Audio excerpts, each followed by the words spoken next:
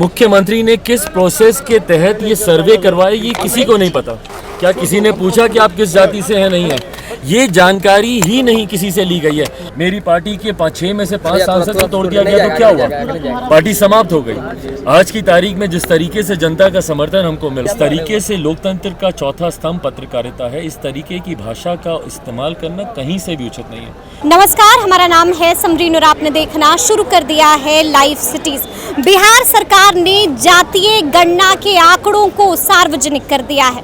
आपने देखा कि जहां एक तरफ नीतीश और तेजस्वी अपनी पीठ थपथपा रहे, तो वहीं दूसरी तरफ विपक्ष इसको लेकर काफी हमलावर दिखाई दे रहा है। आपको बता दें कि आज एलजेपीआर के राष्ट्रीय अध्यक्ष चिराग पासवान ने भी इसको लेकर कई सवाल खड़े कर दिए।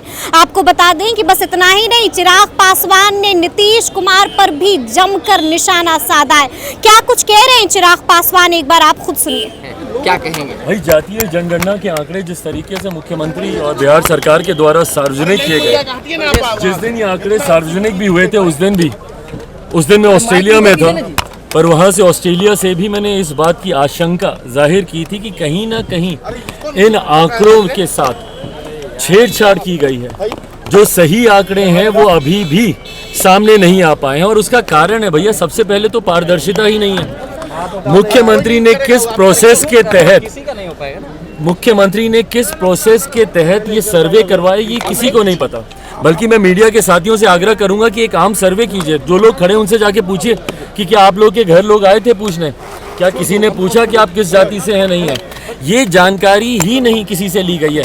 हमारी पार्टी में इतने कार्यकर्ता हैं, वो कार्यकर्ता बताते हैं कि भैया जब उनसे नहीं पूछा गया, तो ऐसे में इसमें जब पारदर्शिता नहीं बरती गई तो ये अपने में दर्शाता है कि ये आंकड़े सही नहीं है। पुनः ये जनगणना होनी चाहिए, इसमें एक जाति विशेष और समीकरण विशेष जिसकी राजनीति मुख्यमंत्री और उनकी गठबंधन के साथी करते रहे, उनको बढ़ा चढ़ाकर दर्शाना। और कई ऐसे जमात की कई ऐसी जातियां हैं जो छोटी जातियां हैं, उनके आंकड़ों को कम करके दिखाया गया है। इसमें पूर्णतः राजनीतिक साजिश है और सिर्फ गठबंधन को लाभ पहुंचाने की दृष्टि से इन आंकड़ों को संभवतः बंद कमरे में बैठ के तैयार कर लिया गया। चिराग जी, जिस तरीके से जेपी नड्डा ने क्षेत्रीय पार्टी को लेकर बयान दिया, उस पर क्या कहेंगे? क्या ऐसा है कि भाई तरफ नहीं चढ़ाएंगे दूसरे पार्टी को?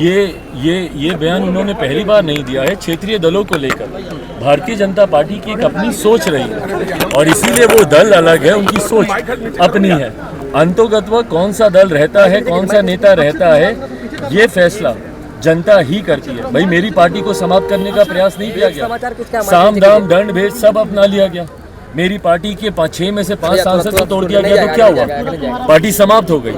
आज की तारीख में जिस तरीके से जनता का समर्थन हमको मिल रहा है, तो अंतोगत्वा कौन सी पार्टी रहती है, कौन सा नेता रहता है नहीं रहता है, ये निर्णय पूर्णतः बिहार की जनता, देश की जनता ही करेगी। जेडीयू के विधायक गोपाल मंडल ने जिस तरीके से पत्रकारों के साथ व्यवहार किया, क्या कहेंगे? गाली भरे शब्द। भाई, इससे ज्यादा निंदनीय कुछ नहीं हो सकता। हम बार बार इस बात को कहते हैं कि लोकतंत्र का चौथा स्तंभ पत्रकारिता है और पत्रकारों को दी गई या पत्रकारों के साथ किया गया अभद्र व्यवहार कहीं ना कहीं लोकतंत्र पर ये प्रहार है। जिस तरीके से लोकतंत्र का चौथा स्तंभ पत्रकारिता है, इस तरीके की भाषा का इस्तेमाल करना कहीं से भी उचित नहीं है। लोक जनशक्ति पार्टी रामविलास, मैं स्वयं घोर निंदा करता हूं जिस तरीके की भाषा का इस्तेमाल पत्रकारों के लिए किया गया। आप एक अंतिम सवाल है, कांग्रेस ने आपके एक वीडियो को ट्वीट किया है, तो सुना आपने क्या कुछ कहा है चिराग पासवान ने? देखिए, साफ साफ कह दिया है कि इस गणना में बड़ा झोल हुआ है। साफ साफ कह दिया है कि ये गणना सही नहीं है।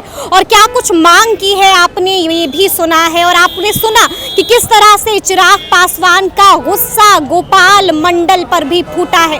तो इस तरह के तमाम अपडेट्स के लिए ऐसे ही हमारे साथ बने रहिएगा और देखते रहिएगा लाइव सिटी। शुक्रिया।